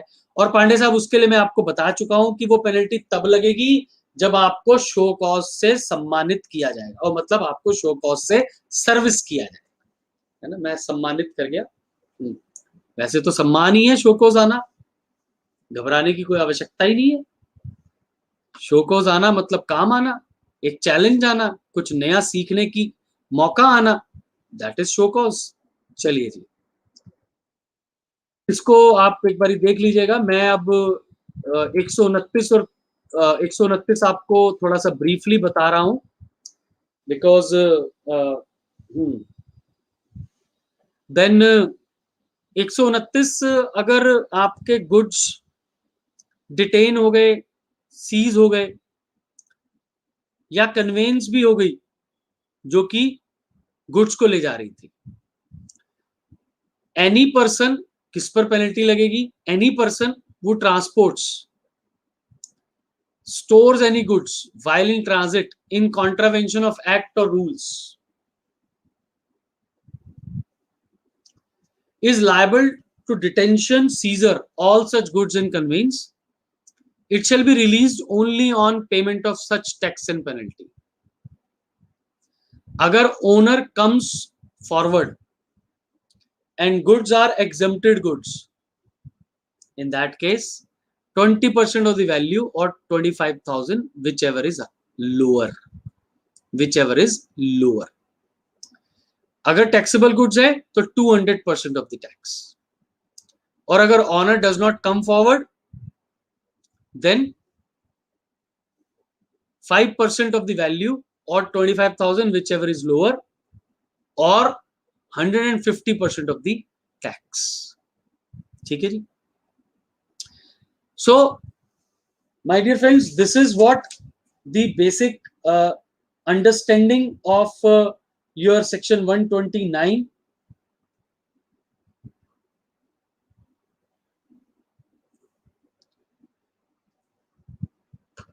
Moving ahead, this is section 130. 130 और 129 में बेसिक डिफरेंस इज ऑफ 129 और 130 में basic difference is of basically intent to evade taxes का है. 130 does not require the intention to evade taxes. 129 requires, and that is why आमतौर पे आज की डेट में जो पेनल्टीज हैं वो 130 में लगाई जा रही हैं. इसमें भी 129 में परिवर्तन है. मैंने आपको परिवर्तित कानून ही बताया. 100% टैक्स, 100% पेनल्टी नहीं, 200% टैक्स सीधा सीधा आपको बताया है. 130 में भी आपको सेम है, अपॉर्चुनिटी ऑफ बीइंग हर्ड दिया जाएगा.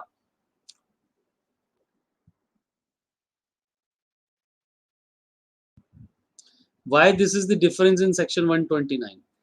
एक्चुअली डिफरेंस इसलिए है कि अगर सामने आता है तो कम पेनल्टी लगाई जाएगी, सामने नहीं आता है तो ज्यादा लगाई जाएगी. इसलिए सामने लाना चाहते हैं, वो व्यक्ति आइडेंटिफाई करवाना चाहते हैं जिसने ये काम एक्टिविटी किया है. That is the objective. 132 punishment for certain offenses. Now my dear friends, here comes the prosecution part. ये वो 132 है जहां पर imprisonment, criminality of the activity की बात होती है. Any person shall be liable to penalty if he commits or causes to commit and retain the benefits from the following offenses: supplies without issue of any invoice, issue invoice और bill without supply, ITC लेता है, tax collect करता है, जमा नहीं कराता है, refund fraudulently लेता है, फॉल्सिफाई करता है रिकॉर्ड्स को, या ऑफिसर को अपनी ड्यूटीज को डिस्चार्ज करने में रोकता है. A to G. देन कोई भी गुड्स को एक्वायर करता है या स्टोर करता है जो कि लायबल टू कन्फिस्केशन है. कोई भी सप्लाई करता है इन contravention, supply of services in contravention of provisions. कोई भी मटेरियल एविडेंस या डॉक्यूमेंट्स को डिस्ट्रॉय करता है, कोई भी गलत इंफॉर्मेशन सप्लाई करता है, या इन सब ऑफेंसेस को कमिट करने में हेल्प करता है. Amount of tax evaded, ITC wrongly availed, utilise, refund wrongly taken, क्या लिमिट है, और इम्प्रिजनमेंट क्या है. अगर अमाउंट ऑफ टैक्स 5 करोड़ से ऊपर है तो 5 साल की इम्प्रिजनमेंट है और फाइन है. अगर टैक्स 2 से 5 करोड़ है तो 3 साल, और 1 से 2 करोड़ है तो 1 साल. और अगर वो F, G और J को कमिट करता है या अबेट करता है तो 6 महीने की फाइन है, या 6 महीने की सजा है, या फाइन है, या दोनों है. दोनों है. इन केस ऑफ रिपीटेटिव ऑफेंसेस जो 132(1) में है तो 5 साल की सजा हो जाती है बिना किसी लिमिट के. ये जो है नॉन बेलेबल ऑफेंसेस हैं. आपने अगर इनवॉइस दिया और invoice with the intent to evade taxes दिया, इशू किया इनवॉइस, सप्लाई नहीं की, या ITC अवेल किया, या टैक्स कलेक्ट करके जमा नहीं कराया, ठीक है जी. Except for these 4 offenses involving tax fraud of 5 crore or more, all other offenses under this act shall be non-cognizable and bailable. 5 crore से ऊपर अगर कोई भी ऑफेंस होगा वो नॉन कॉग्निजेबल और कॉग्निजेबल और बेलेबल नहीं होगा, नॉन बेलेबल होगा. बाकी सारे बेलेबल होंगे. 5 करोड़ से ऊपर बेल मिलना मुश्किल है. This you may read yourself. एक आपको ये मैं सेक्शन देना चाहता हूं, presumption of culpable mental state. Presumption as to culpable mental state. Culpable mental state का मतलब है मेंजरिया. कल्पेबल मेंटल स्टेट का मतलब है मेंजरिया. मेंजरिया का अर्थ है intention to evade taxes. Intention to evade taxes. अब इन्होंने कहा था expression culpable mental state is defined inclusive to cover intent, motive, knowledge of fact, belief in और रीजंस टू बिलीव। यहां पर कल्पेबल मेंटल स्टेट का मतलब है intent, motive, knowledge of fact. Even knowledge of fact is also covered under culpable mental state. अगर आपको कुछ पता था, then also it would be considered as culpable mental state. So in case of prosecution which requires the existence of culpable mental state, the court would presume the existence of it. If I have done some activity which is charged as offense, so the court would assume that there was a culpable mental state, there was mens rea. I wanted to evade payment of taxes. But the accused can prove that he had no such mental state in respect of a particular act for which he is charged. I am charged for a particular offense. The department would assume that it is a mens rea. It is a legal maxim. But I have an opportunity, I have a chance to prove that I did not have any such intent to evade taxes. Although, whenever it is an assumed, it is a rebutable assumption. Rebut means which can be challenged. Assumption, which is assumed, deemed, but which can be challenged. So it is a rebutable assumption. But the ironical part is that in every situation, the taxpayer shall be assumed to have culpable state of mind. And he would be given an opportunity to prove otherwise, although it is very difficult. Relevancy of statements under certain circumstances. My dear friends, this 136 is to be read with section 70. This is very interesting. अगर आपकी कोई statement record हुई है during investigation और inquiry, will be relevant to prove the truthfulness of the facts when relevant तभी होगी जब ये circumstances होंगे. पहला, it is made by a person who is not available, तभी relevant है. अगर वो person available है तो उसकी स्टेटमेंट दोबारा लीजिए. मैं सम्मन पे गया, स्टेटमेंट दिया, उस स्टेटमेंट के बेसिस पे शो कॉज नोटिस कर दिया गया किसी और को. For example, show cause notice हुआ, उसकी प्रोसीडिंग्स चालू हुई. उस समय उस स्टेटमेंट के टाइम पर जब स्टेटमेंट को क्रॉस एग्जामिन किया जाएगा बाय द रिस्पोंडेंट, तो अगर मैं अवेलेबल हूंगा तो उस स्टेटमेंट की कोई रेलेवेंस नहीं है. फिर मुझसे सवाल पूछे जाएंगे, क्रॉस एग्जामिन किया जाएगा. अगर मैं नहीं हूंगा तभी रेलेवेंट है. या मैं भाग जाऊं, या मैं when presence can not B obtained without an amount of delay, मैं बैठा हूं अमेरिका, मैं कहता हूं जी मैं तो 2 महीने बाद आऊंगा किसी ऑफिशियल असाइनमेंट पे, डिले, या मैं बीमार हो गया, नहीं आ सकता भाई. और expense which under the circumstances of the case the court considers unreasonable, कोई खर्चा ऐसा लग रहा है जो कि कोर्ट को लगता है अनरीजनेबल है, या कोर्ट कहता है the statement, the court consider the statement, कहता है इसी को मान लो. इसके अलावा स्टेटमेंट की कोई रेलेवेंस ही नहीं है. अगर मैंने स्टेटमेंट दे दी तो स्टेटमेंट को कोई भी चैलेंज कर सकता है, इंक्लूडिंग मी. हाँ, अगर मैं भाग जाऊं, मैं अवेलेबल नहीं हूं, या मेरे को बुलाने में खर्चा लग रहा है, मैं तो बहुत बड़ा आदमी हूं, तो कोर्ट कहता है भैया इसको मत बुलाओ, इसी स्टेटमेंट को मान लो. या कोर्ट कहता है इसी स्टेटमेंट को मान लो. Then statement can be relevant, otherwise statement can not be relevant. ये offenses committed by companies, LLPs, HUFs and others. Company ने अगर ऑफेंस कमिट किया, then shall be liable both the officer in charge such as director, manager, secretary as well as the company. दोनों liable है.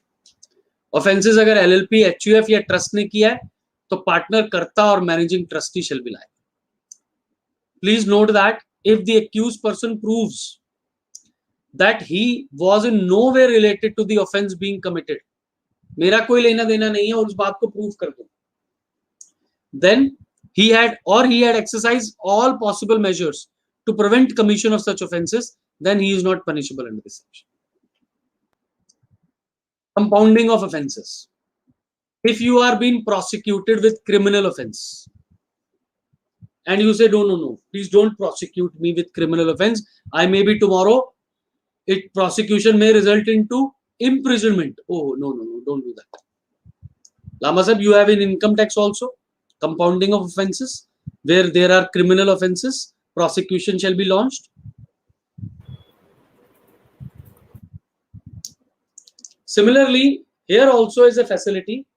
You can compound your offenses. You can compound your offenses. So following offenses जो है वो compounding के लिए permissible नहीं है, बाकी सारे offenses को आप compound करा सकते हो on the discretion of the, ये देखिए minimum amount, maximum amount compounding का आपके पास दे दिया.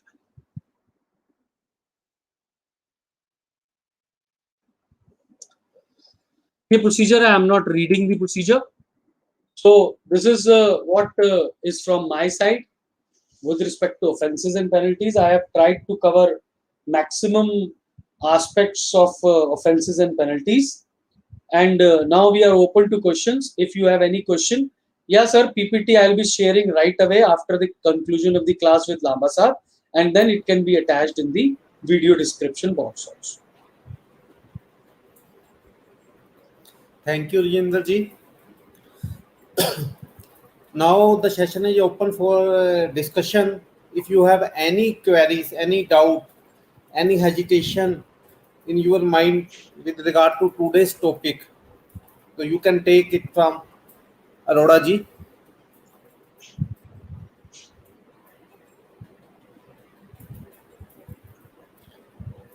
We are waiting for your question. If any, you can take it.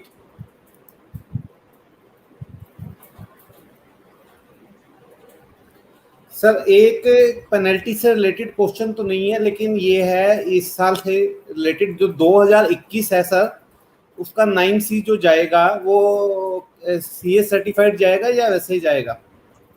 मतलब 2021 का जो 9C है जी, वो प्रेस रिलीज आई थी 43वीं जीएसटी काउंसिल की. उसमें डिपार्टमेंट ने कहा कि 2021 का 9C फाइल करने की जरूरत नहीं, सेल्फ सर्टिफाइड ही जाएगा, मतलब सेल्फ सर्टिफाइड जाएगा. नहीं, लेकिन नोटिफाइड कर दिया सर इसे? नहीं सर, मैं वही बताने वाला था. लेकिन ये जो है ये basically this is merely the discussion amongst the council and it has not been notified. Notification का तो खैर छोड़िए, नोटिफिकेशन तो क्या होगा कि इनको एक्ट अमेंड करना पड़ेगा. The omission of section 35(5) has to be done retrospectively कि भी 1/4/20 से रेट्रोस्पेक्टिवली वो ओमिट हो गया. अब अगर कोई कानून जो है वो आज की डेट में था, 2021 पर था at the commencement of the year, तो वो उस पर लगेगा. या तो आप स्पेसिफिकली उसको एक्ट में लिखो, और अगर आप नहीं लिखते हो तो वो पर्टिकुलर फाइनेंशियल ईयर 2021 के लिए लगेगा.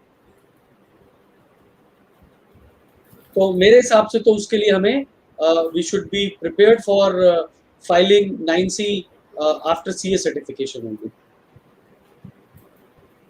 तो सर अभी ये कोई 9(9)C चेंज भी कर रही हैं?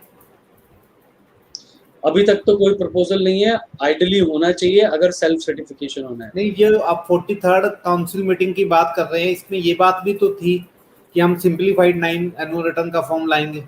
वो लाएंगे तो सर वो तब जब लाएंगे तब लाएंगे, अभी तो कुछ नहीं है. और उसमें कोई इनफैक्ट अगर सेल्फ सर्टिफिकेशन होना है तो वो तो होना ही है. 9 को चेंज नहीं करेंगे, 9C को बदलेंगे. 9C को भी पार्ट बी को बदलेंगे होपफुली, या फिर पार्ट 5 ऑफ पार्ट ए जो ऑडिटर रिकमेंडेशन है. 9C थोड़ा सा ट्वीक होगा सर, और मुझे तो बट उम्मीद है कि 9C में सेल्फ सर्टिफिकेशन होगी नहीं, CAs की सर्टिफिकेशन ही रहेगी. मैं थोड़ा आशावादी व्यक्ति हूँ सर. सर एक और बड़ा जनरल डाउट है, हालांकि मैं जीएसटी बहुत ज्यादा डील नहीं करता, DRC 03 को लेके सर DRC 03 में कौन सा टैक्स और कब जमा कराना है? मतलब DRC 03 जो है that is merely an intimation for the voluntary payment of taxes under Rule 142. Now the question arises here is that under what circumstances DRC 03 is to be used.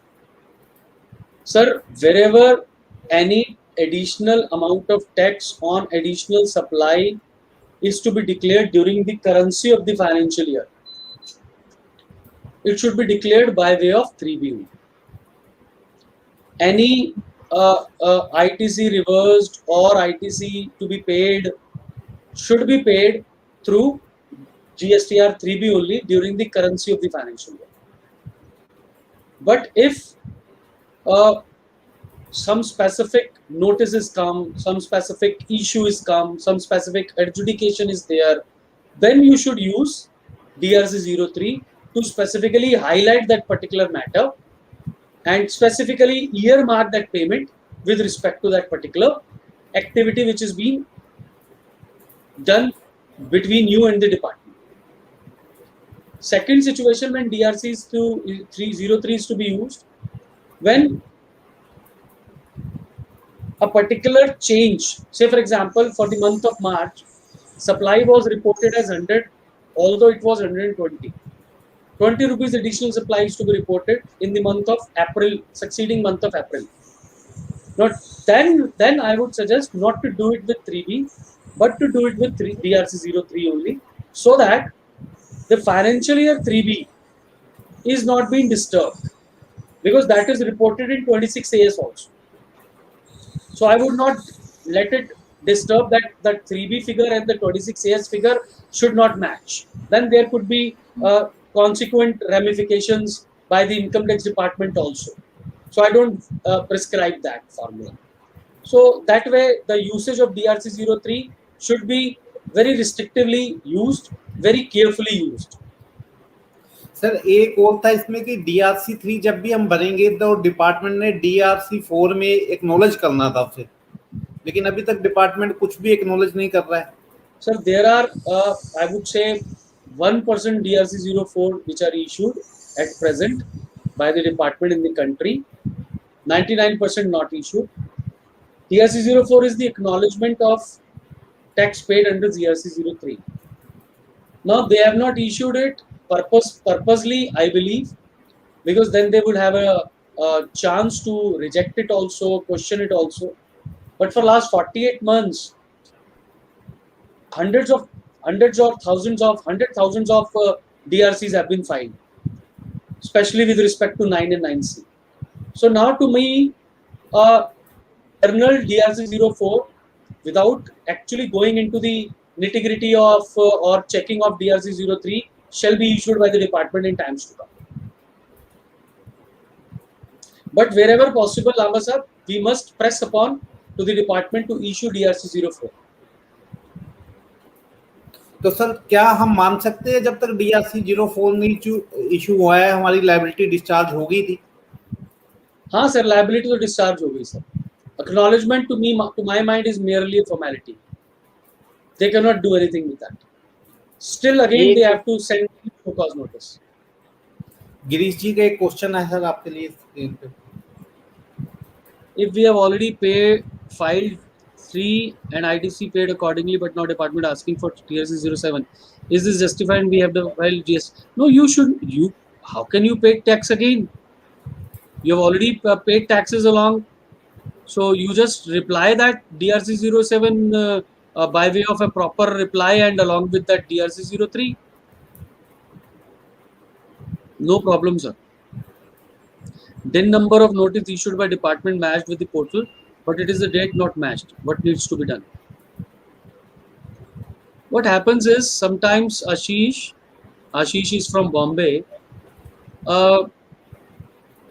Sometimes communication is prepared today, but may not be able to send today only because of many reasons. तो अगर वो date match नहीं करता, दिन match कर जाता है, even दिन पहले निकाल लिया जाता है आमतौर पे, इवन दिन बाद में भी 15 दिन के अंदर अंदर भी निकाल लिया जाए तो भी वो वैलिड दिन है, वैलिड डॉक्यूमेंट है. तो उसमें कोई उस सर्कुलर जो है आपका, उसमें कोई समस्या नहीं है। आप कोई इसको चैलेंज ना करें आशीष, कोई प्रॉब्लम नहीं। What is the definition of fake invoice in GST Act? It has not been, Shalabh, it has not been defined in GST Act, but when we say in practicality, fake invoice is the one which is only an invoice without underlying supply of goods or services. So when there is no supply of goods or services, it is a fake invoice. Seema Thakur from Jamshedpur. Sir, cancellation of GST number applied. Status of return showing suspended. No option available to final return even after 5 months. Madam मैं की करा, जय श्री कृष्ण, तुसी जाओ अफसर ਨੂੰ ਮਿਲੋ, ਉਹਨੂੰ ਦੱਸੋ मैं की कर सकी, मेरे वास दा कुछ नहीं, ठीक है ना। मैं उंगली पकड़कर आपको रास्ता बता सकता हूँ, रास्ते पे तो आप ही नहीं चलना है, और आपको ऑफिसर से मिलना पड़ेगा इसके लिए। आप चिट्ठी लिखिए जीएसटीएन में, आप चिट्ठी लिखने के ज्यादा शौक रखती हैं, जीएसटी काउंसिल में चिट्ठी लिख दीजिए, कोई समस्या नहीं। लेकिन मिलना तो आपको अफसर से ही पड़ेगा, उसी को चिट्ठी लिखनी पड़ेगी, और कोई ऑप्शन नहीं है। कानून में तो यहाँ पर मैं कहता हूँ 129 1 फरवरी 2019 को अमेंड, और वहां लिखा गया कैंसलेशन और सस्पेंशन वर्ड ऐड हुआ। जैसे ही सस्पेंशन वर्ड ऐड हुआ, ऑब्जेक्टिव ये था कि भाई साहब जैसे ही आपने रजिस्ट्रेशन कैंसिल किया है, सरेंडर किया है, आपको कंप्लायंस करने की आवश्यकता नहीं है। लेकिन भाई ये तो हमारे बड़े भाई कंप्लायंस मांगते हैं, लेट फी भी मांगते हैं, हम बोल थक गए, चीख थक गए, लेकिन मांग रहे हैं। कानून ने बोला था, मैं हमेशा बोलता हूँ, जो मित्र मेरे को रेगुलर सुनते हैं, ये जो पोर्टल है ये बड़ी रानी का पुत्र है, और आपको पता है ना, बड़ी रानी के पुत्र ने राजा बनना है, तो जो वो कहेगा वही होगा। सीबीआईसी जो मर्जी कहता रहे, कानून जो मर्जी कहता रहे, बड़ी रानी का पुत्र है पोर्टल। देखिए मैं बड़ी लाइटर वेन में कहता हूँ, कोई जीएसटीआईएन से हो तो जीएसटीएन से हो, आप क्षमा प्रार्थी हो, आप नाराज ना हो, बुरा ना माने जी। राजेश पोपली जी कहते हैं we have filed DRC 03, they can demand for interest, they can demand for interest, but again show cause notice is necessary, इसमें कोई शक ही नहीं है। टैक्स पर आपका ब्याज चलेगा उतना ही दिन तक जितना टैक्स नॉन पेमेंट रहा, जब टैक्स पे गया ब्याज नहीं चलेगा।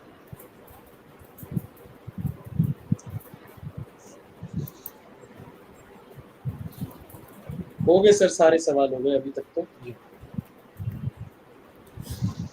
आई थिंक कि सारे के सारे सवालों के जवाब हमारे मुख्य वक्ता सीए राजेंद्र अरोड़ा जी ने बहुत अच्छी तरह से दे दिए हैं। फिर भी किसी का कोई क्वेश्चन हो तो अभी ले सकता है, नहीं तो हम सेशन वाइंड अप कर रहे हैं।